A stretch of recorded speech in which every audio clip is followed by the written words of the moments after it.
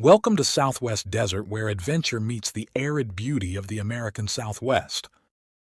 Join us as we explore the rugged landscapes, uncover hidden historical gems, and dive deep into the rich legends and culture of this iconic region. Subscribe now and hit the bell icon so you don't miss out on the latest desert adventures. Please leave a like or comment. This is very helpful. Let's journey together into the heart of the Southwest Desert.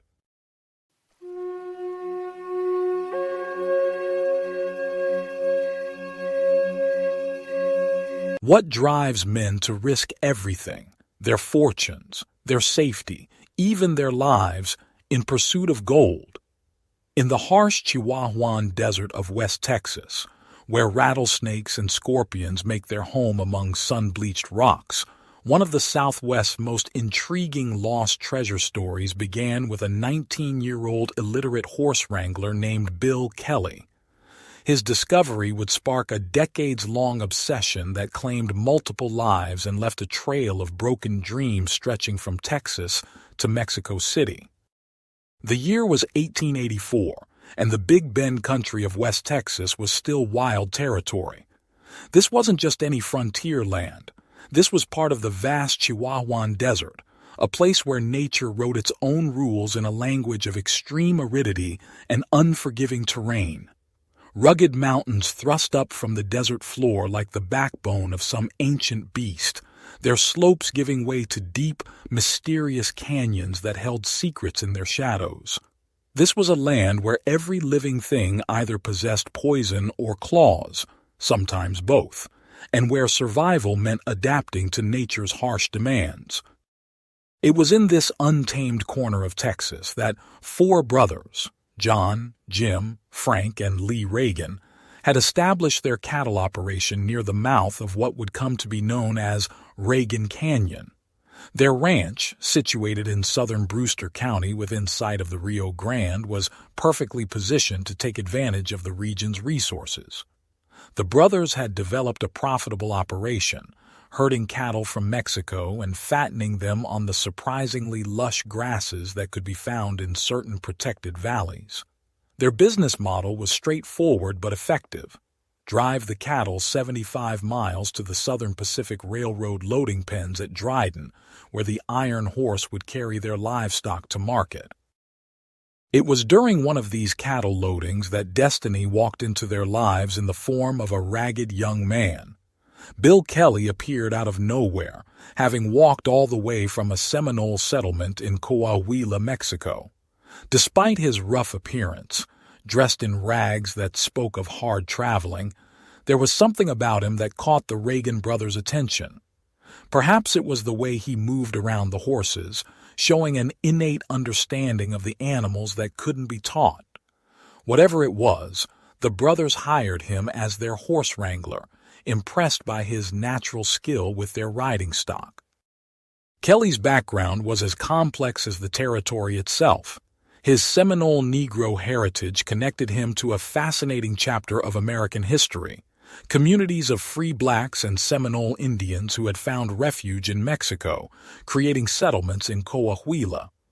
Though illiterate, Kelly possessed the kind of practical intelligence that served well in this unforgiving land. The Reagan brothers gave him considerable independence in working with their riding stock, a decision that would have far-reaching consequences none of them could have predicted. One evening, the routine of ranch life was disrupted when Kelly returned late for supper.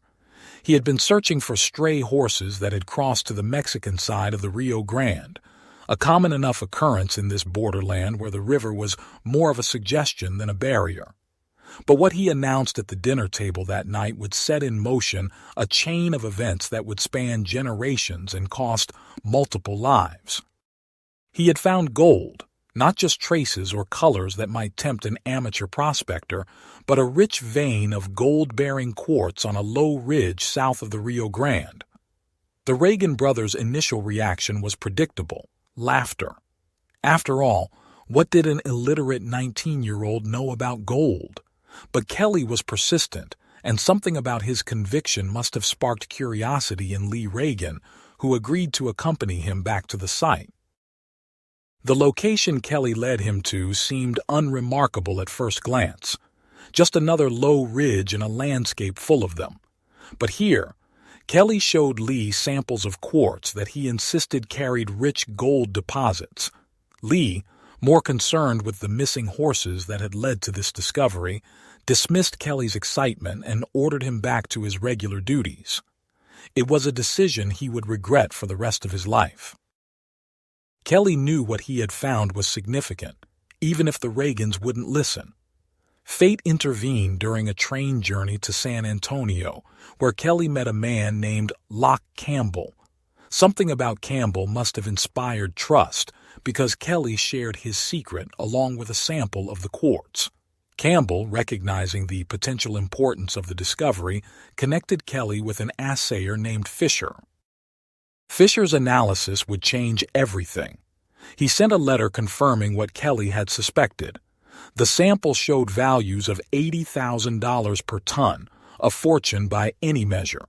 But that letter would never reach Kelly's hands. The Reagan brothers intercepted it, and suddenly, the young horse wrangler they had dismissed became the most important person in their world. But Kelly, whether through intuition or overheard conversations, sensed the shift in the wind. Fearing for his life, he stole a horse and vanished into the night, leaving behind a mystery that would obsess treasure hunters for decades to come. The Reagan brothers' response was immediate and determined. They tracked him for 2 days, following his trail south until it disappeared at a Rio Grande crossing into Coahuila. But Kelly's story didn't end there. He surfaced briefly at the Piedra Blanca Ranch, owned by George Chessman, where he worked under foreman John Stillwell. Before disappearing again, he showed Stillwell something that would fuel the legend, a saddlebag filled with gold nuggets. Then, joining a cattle drive to Mexico City, he vanished into the chaos of the capital, never to be seen again.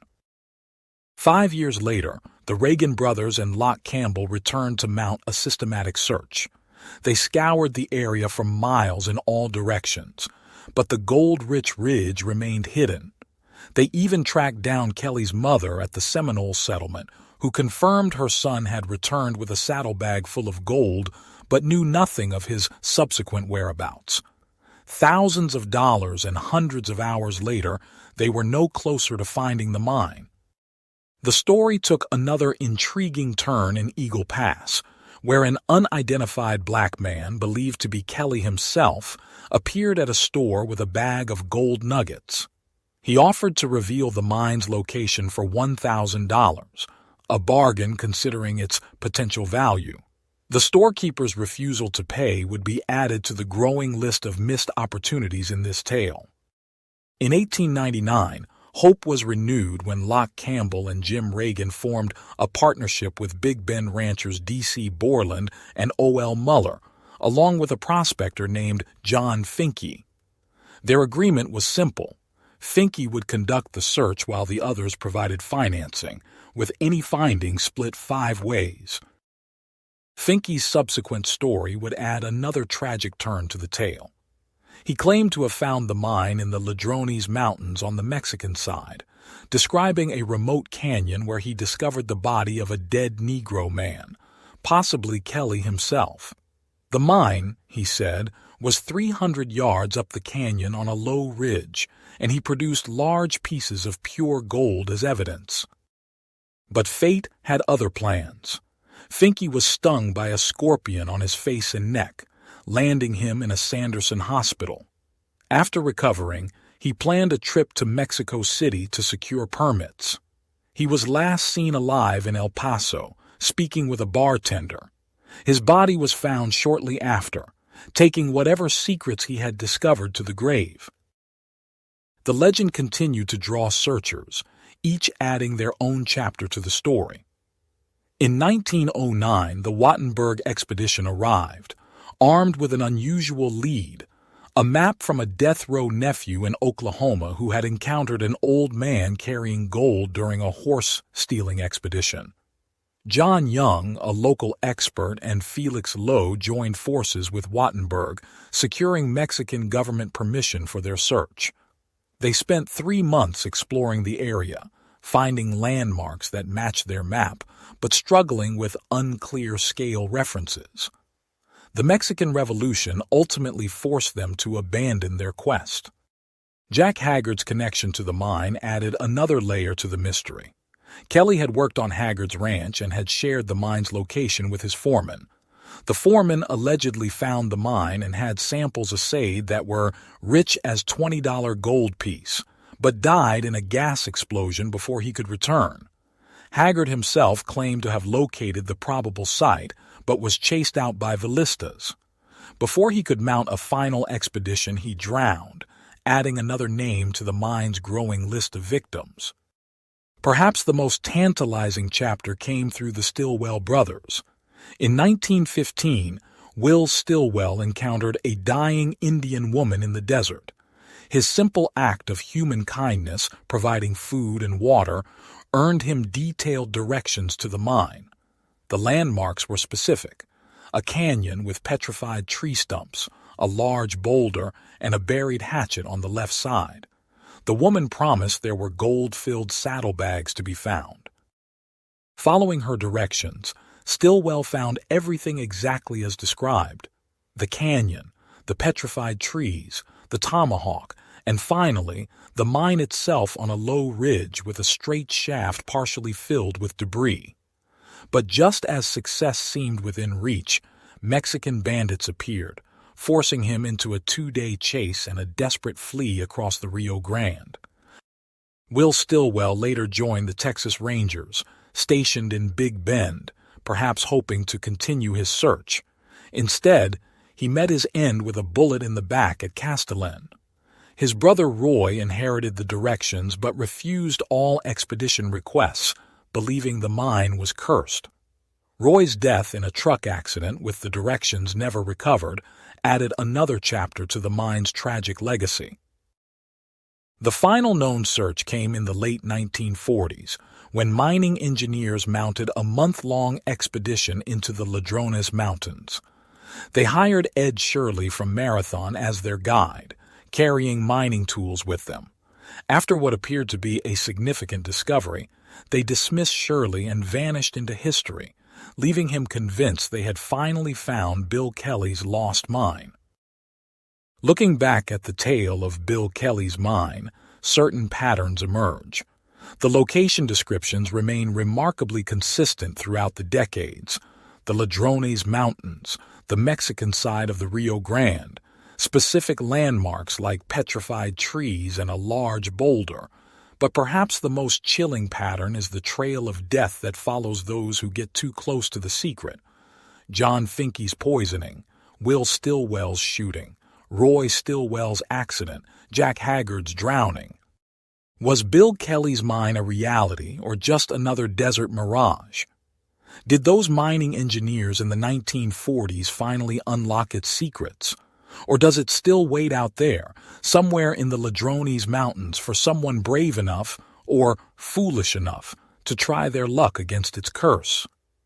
The answers lie somewhere in the wind-swept canyons of the Big Bend country, where the ghosts of treasure hunters past still whisper their secrets to the desert air. Thank you for joining your desert frontiersman Alan for another lost gold story.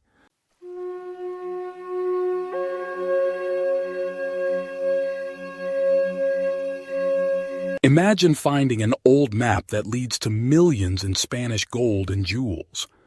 Now imagine watching your friend age decades in mere seconds as he scrambles from the dig site, eyes bulging with terror, screaming that he's seen the depths of hell itself.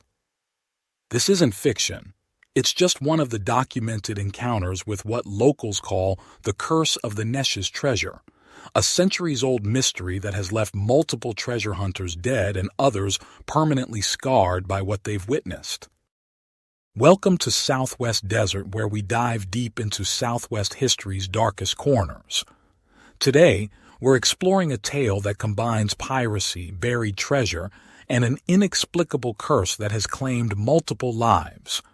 This is the story of Jean Lafitte and the cursed treasure of the Neches River. When it comes to buried pirate treasure, the Gulf Coast holds enough legends to fill a library. But even among these countless tales, the story of Jean Lafitte's Neches River hoard stands apart. It's not just the value of the treasure, though we're talking millions in Spanish gold and precious jewels. It's not even the detailed map that has led multiple seekers to the exact location. No, what makes this story unique is the body count, and the fact that every single person who's found the treasure has either died within a week or been so traumatized they've never spoken of what they saw. But before we delve into the curse itself, we need to understand the extraordinary man behind it. Jean Lafitte was no ordinary pirate. In an era of notorious freebooters, he stood out as a master of self-promotion and manipulation. He understood something that modern influencers would appreciate: the value of a carefully cultivated public image. Lafitte crafted his reputation with the precision of a master storyteller, walking the line between fearsome pirate lord and sophisticated gentleman. Historical records confirm his existence, but much about him remains shrouded in mystery. His origins are unknown, lost in a tangle of contradictory accounts and deliberate misdirection. Even his final fate is disputed. Some claim he retired to a quiet life in Mexico's Yucatan Peninsula, while others insist they found evidence of his death in St. Louis. This elusiveness wasn't accidental. Lafitte understood that mystery bred fear, and fear was often more valuable than gold. The events that would lead to the curse began in 1820, during what should have been one of Lafitte's greatest triumphs. His crew had just captured a Spanish vessel traveling from Mexico to Cuba, a prize laden with coins and precious jewels. But their celebration was cut short by the appearance of a Spanish galleon on the horizon. This wasn't just any pursuit vessel. It was a heavily armed warship determined to recover the stolen treasure or send Lafitte to the bottom of the Gulf.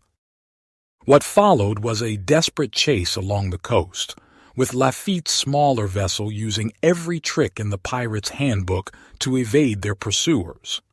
As they reached the Texas-Louisiana border, where the Neches River empties into a secluded bay near present-day Port Arthur, Lafitte made a decision that would have fatal consequences for generations to come.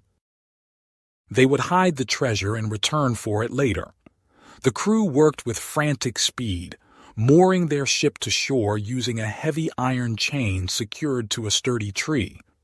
The treasure chests were quickly buried in the tree's shadow, but Lafitte wasn't content with merely hiding his wealth.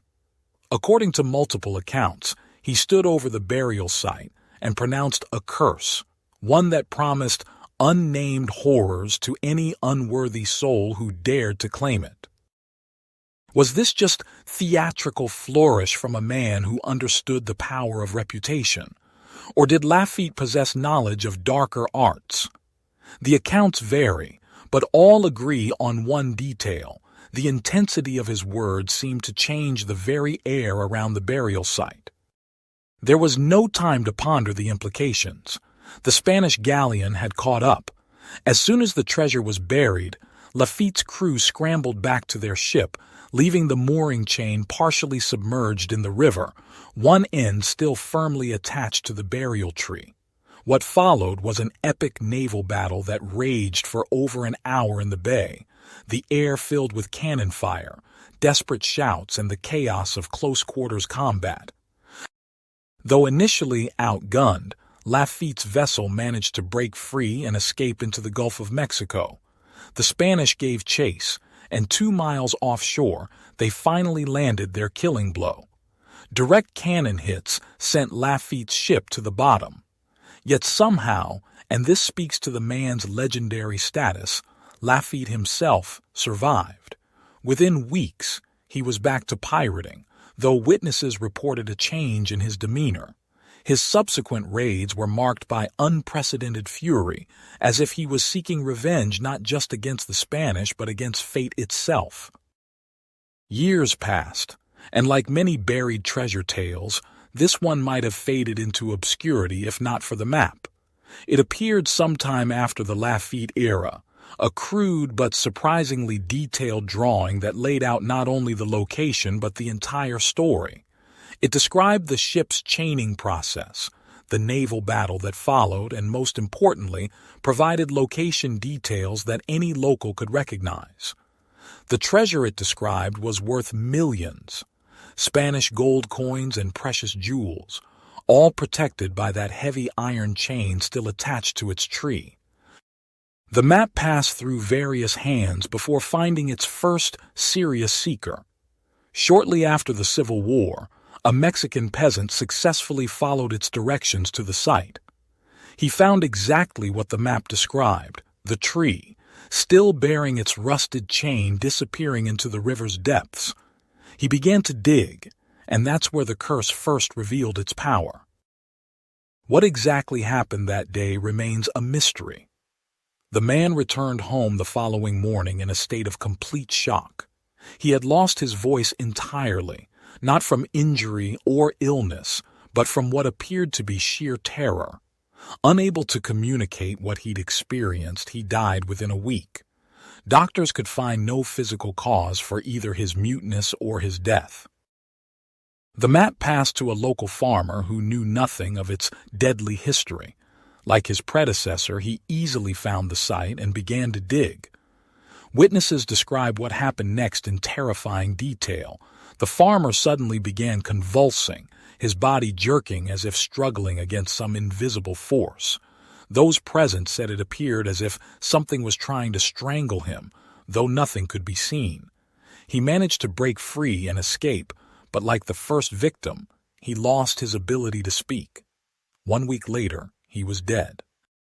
But the most detailed account, and the only one where someone survived long enough to partially tell their tale, comes from the third attempt, made by two men named Meredith and Clausen. They received the map from the farmer's widow, who finally included a warning about the previous deaths.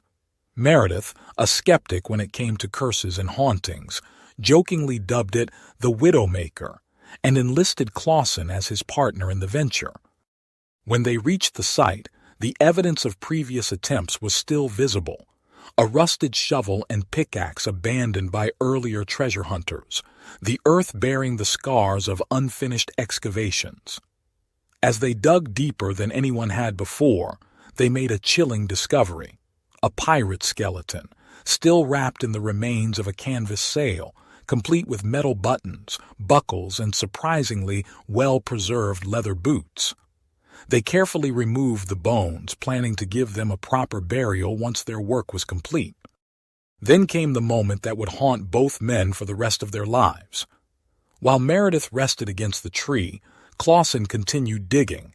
Without warning, he suddenly scrambled out of the hole, moving with such desperate speed that he nearly knocked Meredith over. The change in his appearance was shocking.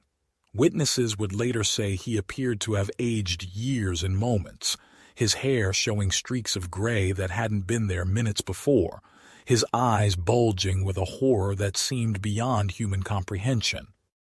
When Meredith moved to look into the hole, Clausen physically restrained him, using strength born of sheer terror to prevent his friend from seeing what lay below.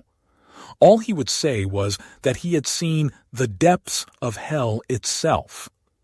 No amount of questioning or persuasion could get more detail from Hai. Like those before them, they fled the site, leaving their tools behind. Weeks later, driven by a sense of obligation to the skeleton they'd disturbed, Meredith returned alone. He found the hole partially filled with rain mud, the bones still exposed to the elements. After giving them a proper burial, he marked the spot with a small cairn and never returned to the site again. The experience left an indelible mark on both men, but Clausen bore the worst of it. He relocated to Beaumont, but could never escape the memory of what he'd seen. He developed a constant trembling, jumping at every sudden sound or movement. Years later, when Meredith encountered him by chance, Clausen's reaction was telling. He not only refused to discuss what he'd seen, but begged, with tears in his eyes, never to be asked about it again. What makes the Neches River curse so compelling to historians and paranormal researchers alike is the pattern of its manifestation. The first two victims lost their ability to speak before dying within a week. The third, Clausen, suffered permanent psychological trauma but survived. All three attempts produced physical evidence: the chain, the skeleton, the abandoned tools, yet the treasure remains undisturbed to this day. Was it truly Lafitte's curse that protected his buried wealth? The pirate's reputation for theatrical flair suggests he might have invented the curse story simply to discourage treasure hunters. But if so, what explains the consistent pattern of horror experienced by those who found the site? Some local historians suggest the possibility that Lafitte discovered something older and darker along the Neches River, something that he merely harnessed rather than created. The answer lies buried somewhere along the Neches River, along with millions in Spanish gold. But after 3 centuries and 3 traumatized treasure hunters, no one has dared to search for it again. Sometimes it seems the price of gold is simply too high. Thank you for joining your desert frontiersman Alan for another lost treasure story. If you would like to contribute to my channel, join my Patreon community and discover my art print products on my website in the links provided in my description. Also, if you would like a particular image from my videos, give the timestamp for the image, and I will upload it to my website and Patreon. Thank you.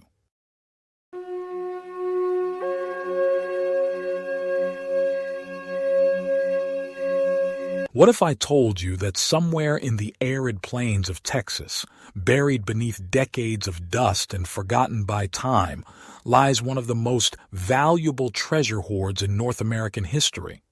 Not gold from the California Rush or Confederate riches, but Incan treasure, jewel-encrusted golden icons, emeralds as large as goose eggs, and what might be one of the first Bibles ever to reach the Western Hemisphere. A fortune valued between $60 and $100 million, all hidden in Stonewall County, Texas, over 3,000 miles from its origins in Peru. Welcome to Southwest Desert, where we uncover the extraordinary Southwest stories that time forgot.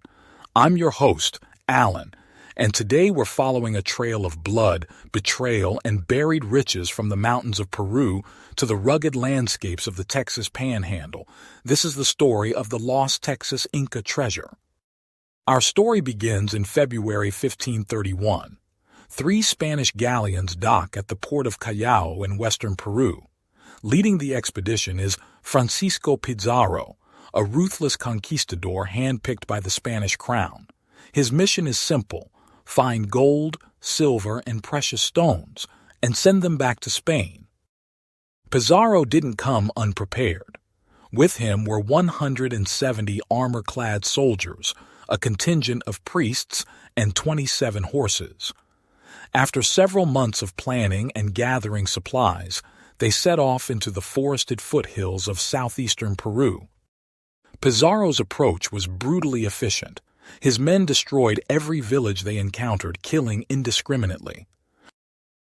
Despite weeks of searching and a trail of destruction, Pizarro initially failed to find significant quantities of precious metals.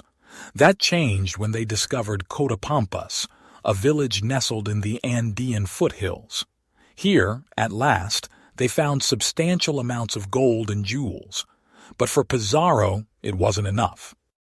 Through torture, Pizarro extracted crucial information from the villagers. 600 miles northwest lay Cajamarca, an Inca stronghold described as a storehouse of gold, silver, and emeralds. Forcing Cotapampas Indians to serve as guides, Pizarro set his sights on this new target. On November 15, 1532, Pizarro and his men arrived at Cajamarca, a city of approximately 2,000 people. Positioning his soldiers around the city gates, Pizarro sent a priest and interpreter to demand an audience with Atahualpa, the Inca ruler. The Spanish commander demands that you accept Christian teachings immediately, acknowledge the Spanish king as ruler of the world, lay down your arms and turn over your entire fortune to him. The priest presented Atahualpa with a Bible, implying that accepting the book meant accepting all their demands. Incensed, Atahualpa hurled the Bible to the ground and retreated into the city. This was all the provocation Pizarro needed. With a battle cry, Pizarro's men crashed through the city gates, unleashing what historians describe as one of the bloodiest slaughters in the history of South America. Atahualpa was brought before Pizarro in chains. The conquistador's ransom demand was extraordinary, enough gold and silver to fill 3 rooms, each measuring 22 by 17 feet, and as high as a man can reach, and Atahualpa had just 2 months to meet these demands if he wanted to live. According to journals kept by Pizarro's secretary, Atahualpa was beloved among the Incas. Citizens quickly began collecting gold and silver to save their ruler. This is where our story takes an unexpected turn. Atahualpa sent one of his captains, Rumiani, northward to Quito with a small party of warriors. Their mission: use a pack train of llamas to retrieve the city's gold and silver, but Rumiani failed to return on time. Pizarro sent a military detail of 12 men, accompanied by a priest and interpreter, to investigate. When they arrived in Quito, they found the city in chaos. Misunderstandings had led the citizens to refuse to surrender their gold, and fighting had broken out. Eventually, the Spanish quelled the riots, and the llamas were loaded with gold, silver, and gems. But something changed in the Spanish captain commanding the expedition. Perhaps it was the sheer magnitude of wealth before him, or the distance from Pizarro's watchful eye. Whatever the reason, greed took hold. The captain conspired with 6 of his soldiers to betray Pizarro. Their plan was bold: travel north with the fortune into uncharted territory, far enough that Pizarro wouldn't pursue them. They sent one fully loaded pack train back to Cajamarca with the non-conspirators, instructing them to tell Pizarro that a second pack train would follow in days. After waiting for the first group to get well ahead, the captain headed north with his 6 conspirators, several Incas to tend the llamas, and a priest. Meanwhile, Pizarro, despite receiving the entire ransom, had Atahualpa strangled in front of his subjects. He continued his military campaign, sacking additional cities and amassing a tremendous store of wealth to send back to Spain. So occupied with his conquests, Pizarro gave little thought to the deserters and made no attempt to apprehend them. The northward trek of the Spanish deserters is shrouded in mystery. We have no record of how long it took, only that it was untold months. They followed prehistoric trade routes through mountains and valleys, coastlines and deserts, through Central America and Mexico, and finally into unexplored Texas. Along the way, they encountered many friendly indigenous peoples who provided food and directions. They endured extreme drought and monsoon-like rains, suffered hardship, disease, and starvation. But they persevered, always motivated by fear of pursuit by the relentless Pizarro and the dream of establishing their own kingdom with their stolen wealth. Throughout the journey, the captain created a detailed map on a large piece of rawhide, burning inscriptions into the material with coals from their campfire.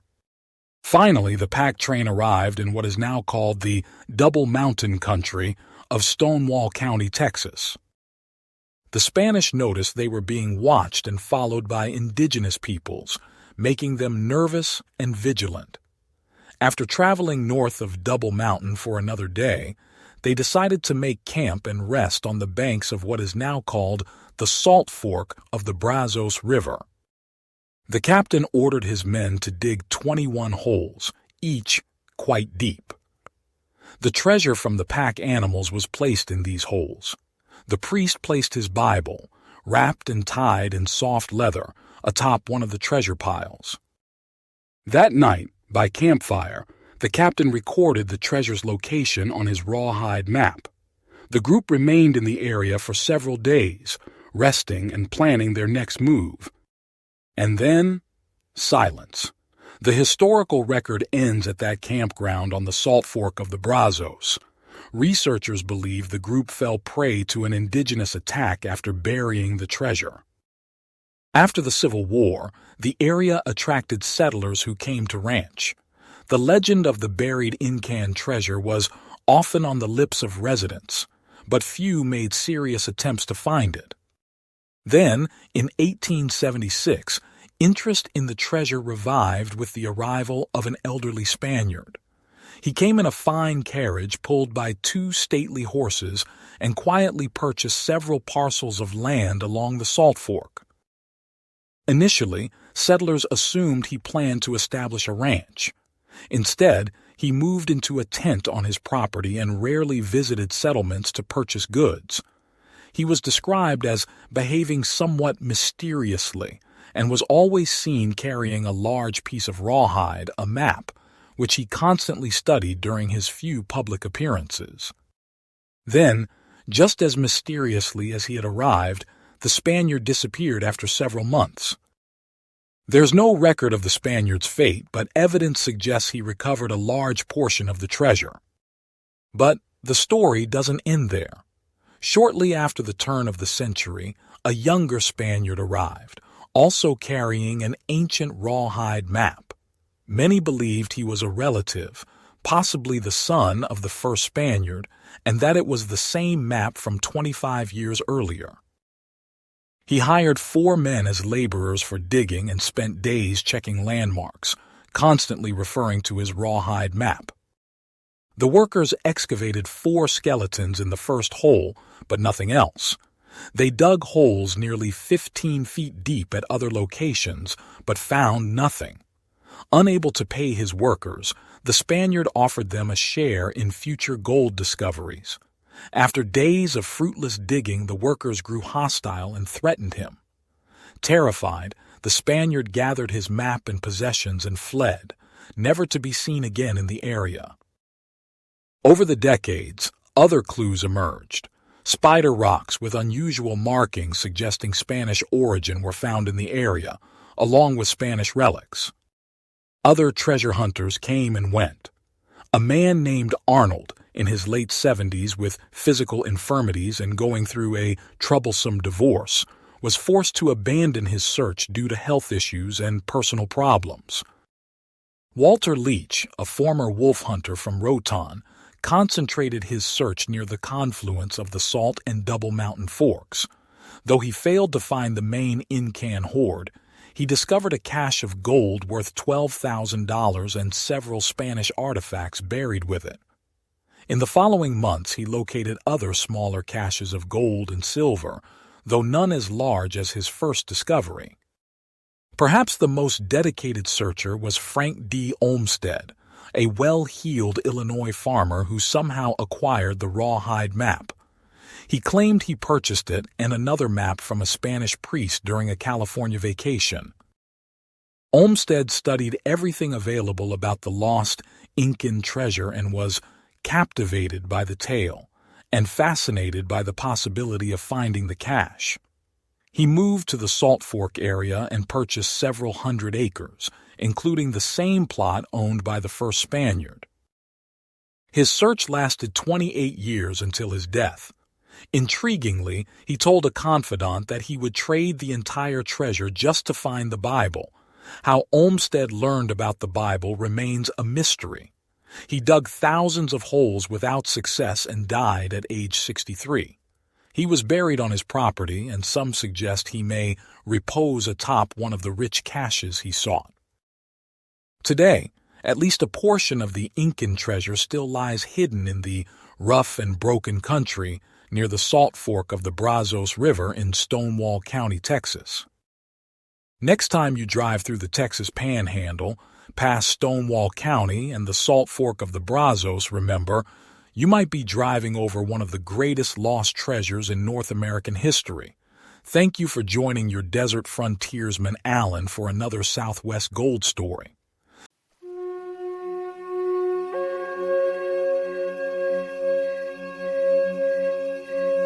Somewhere beneath the soil of North Texas lies a fortune in gold coins, untouched for nearly 150 years.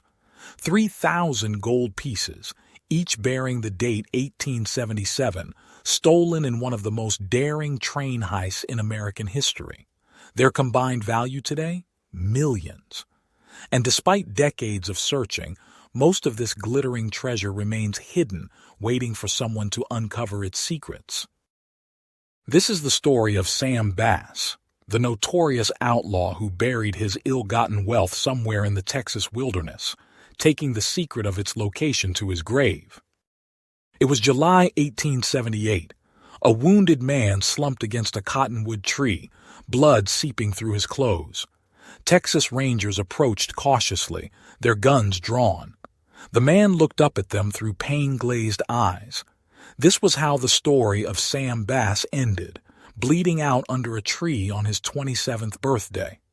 But the greater mystery, what happened to his gold, was just beginning. Before he was one of the most wanted men in Texas, Sam Bass was just another orphan trying to survive. Born in Indiana in 1851, young Sam was shuffled between relatives after losing both parents at an early age. Farm life meant long days of back-breaking labor with little reward. By 18, Bass had had enough. The wide open spaces of Texas called to him, promising adventure and opportunity far from the drudgery of farm work. With little more than the clothes on his back, he headed southwest, arriving in Denton County, Texas in 1870 as a strapping 19-year-old eager to reinvent himself. When Bass first arrived in Texas, there was nothing to suggest he'd become an outlaw. Contemporaries described him as charming, hard-working, and good with horses. He found work on a ranch and seemed to thrive in the cowboy lifestyle, at least initially. But the daily routine of tending cattle soon grew tiresome for a young man with Bass's restless spirit. He found more engaging work with a Denton freight company, hauling goods throughout North Texas. This job proved crucial to his later criminal career, providing intimate knowledge of the region's terrain and back roads, knowledge that would help him evade capture for years. Bass soon developed a passion that would alter the course of his life: horse racing. He acquired a fast mare and began traveling the racing circuit, betting heavily on his own horse. Initially successful, his winnings drew the attention of Joel Collins, a former cowboy acquaintance who approached Bass with a business proposition. Collins convinced Bass to invest his racing winnings in cattle. Together, they assembled a respectable herd and drove it to Dodge City, Kansas, hoping to sell for a handsome profit. Unfortunately, they arrived to find the market had bottomed out. Facing disappointment but not defeat, the pair heard rumors of high beef prices in Deadwood, South Dakota, then the center of a gold mining boom. They drove their herd northward, finally selling their cattle at a decent profit after weeks on the dusty trail. With pockets full of money, Bass and Collins celebrated in true cowboy fashion, drinking and gambling through the night. By morning, they had squandered nearly every cent they'd earned from the cattle sale. This was the turning point. Broke and far from home, Bass and Collins faced a difficult choice: find honest work or try something more lucrative but decidedly illegal. They chose the latter, and within days had assembled a small gang of desperate men. The gang's first targets were stagecoaches around Deadwood. Finding robbery surprisingly easy and profitable, they grew bolder. But it was at Big Springs, Nebraska, where Sam Bass would pull off the heist that would cement his place in outlaw history. On September 18, 1877, Bass and his gang concealed themselves near the Union Pacific Railroad station at Big Springs. As an eastbound train pulled in to take on water, the masked outlaws made their move. What made the Big Springs robbery remarkable wasn't just its execution but what they found. Inside the express car was a payroll trunk containing exactly 3,000 freshly minted $20 gold pieces, all bearing the date 1877. The take was roughly $60,000, equivalent to well over $1 million today. After dividing the loot, the gang split up to confuse pursuers. Bass headed back to Texas with saddlebags heavy with gold coins. Upon his return, he received grim news. Joel Collins had been captured and killed by law enforcement in Nebraska. Even worse, authorities had recovered $25,000 worth of the stolen gold from Collins's possessions. Bass realized the newly minted coins with their distinctive 1877 date would be immediately recognizable if he tried to spend them. He made a fateful decision to bury his share until the heat died down. Join my Patreon community and discover my art print products on my website in the links provided in my description and link above. Also, if you would like a particular image from my videos, give the timestamp for image and I will upload it to my website and Patreon. Thank you. Bass established a hideout at Cove Hollow, about 30 miles from Denton. It was an isolated area surrounded by dense forest and brush, the perfect place to cache ill-gotten gains. Within days of returning to Texas, Bass organized a new gang and resumed his criminal activities. They targeted stagecoaches initially, but as stage companies added armed guards, the gang shifted to train robberies. In a 6-week period, they robbed 4 trains near Denton. But Bass's luck was running out. He was recognized during one robbery, and soon his image appeared on wanted posters throughout the area. Many believed he took his share of each haul to his Cove Hollow hideout, adding to his growing treasure. The Texas Rangers were gradually closing in. As Bass felt the noose tightening, he abandoned the Denton area and led his band of outlaws south to central Texas. In July 1878, Bass and his remaining gang members made preparations to rob the Williamson County Bank in a settlement called Round Rock. What Bass didn't know was that one of his own men, James Murphy, had betrayed him to the Texas Rangers, who arrived in Round Rock a day ahead of the outlaws. When Bass and 2 companions rode into town, they were met with a hail of gunfire. One gang member was killed instantly. Bass, seriously wounded, managed to climb back onto his horse and escape, though not for long. The next morning, Rangers found him seated under a cottonwood tree, bleeding heavily. They brought him back to Round Rock, where he died on July 21, 1878, his 27th birthday. Bass's death only intensified public fascination with his brief but spectacular criminal career. Most pressing was the question, what happened to all that gold? 3 main theories emerged. Some believed Bass had been a Robin Hood figure who gave most of his money to the poor. Others thought he gambled away everything he stole. But the most enduring theory was that he hid his wealth in a shallow cave near Cove Hollow. Evidence suggests Bass may have split his treasure, catching portions in different locations around North Texas, and remarkably, part of his treasure was actually found, decades after his death. Around the turn of the century, a farmer named Henry Chapman made an astonishing discovery near Springtown in Williamson County. While riding through woods between Clear Fork Creek and Salt Creek, Chapman's mule began acting strangely. When he dismounted to check the animal, he noticed a low mound of dirt just off the trail. Chapman initially thought it was a grave, but closer examination revealed something else entirely. He dug into the mound and discovered a wooden box about the size of a bushel basket, filled to the brim with gold and silver coins. The gold coins all bore the date 1877, confirming their connection to Bass's Big Springs robbery. Chapman's discovery validated the legend of Bass's buried treasure, yet it represented only a fraction of the stolen gold. Except for that single find, None of Bass's distinctive 1877 gold coins have ever appeared in circulation, strong evidence that the remainder of the treasure still lies buried intact somewhere in North Texas. So, what might this treasure be worth today? A single $20 gold piece from 1877 in good condition could fetch upwards of $10,000 from collectors. Multiply that by potentially thousands of coins, and we're talking about millions of dollars hiding beneath the Texas soil. The landscape has changed dramatically since Bass's day. Forests have been cleared, creeks have shifted course, and landmarks Bass might have used are long gone. Finding the treasure would require incredible luck or some previously undiscovered map or journal. Yet treasure hunters continue to scour the countryside around Denton County, armed with metal detectors and old maps. Every few years, someone claims to have found a new clue or insists they're close to uncovering Bass's gold. The search is complicated by the fact that Bass operated during a unique moment in American history.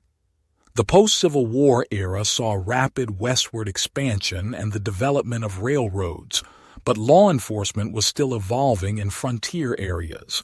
Vast stretches of wilderness provided ideal hiding places for outlaws and their treasures. The world he knew has vanished. Cove Hollow, once remote and inaccessible, has long since been absorbed by development. Places he would have recognized are now covered by highways, housing developments, and shopping centers.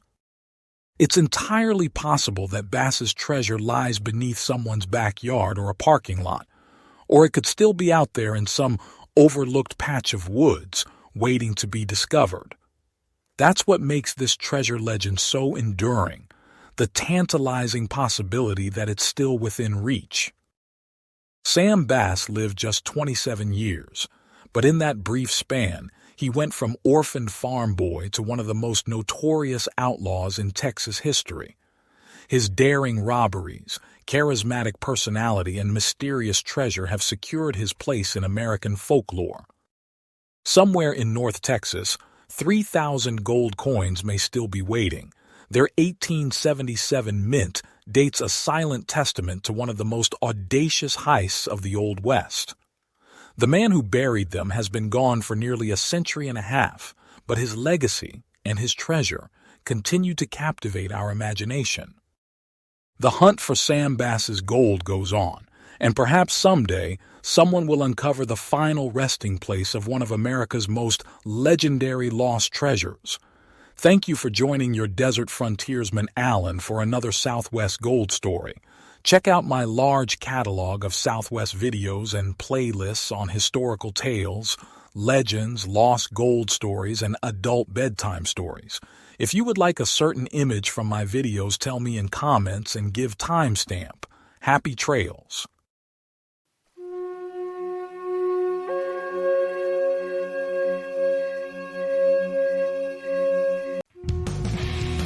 Thanks for watching. If you enjoyed this video, don't forget to like, comment, share, and subscribe for more great content. Hit the notification bell so you never miss an update. See you in the next video.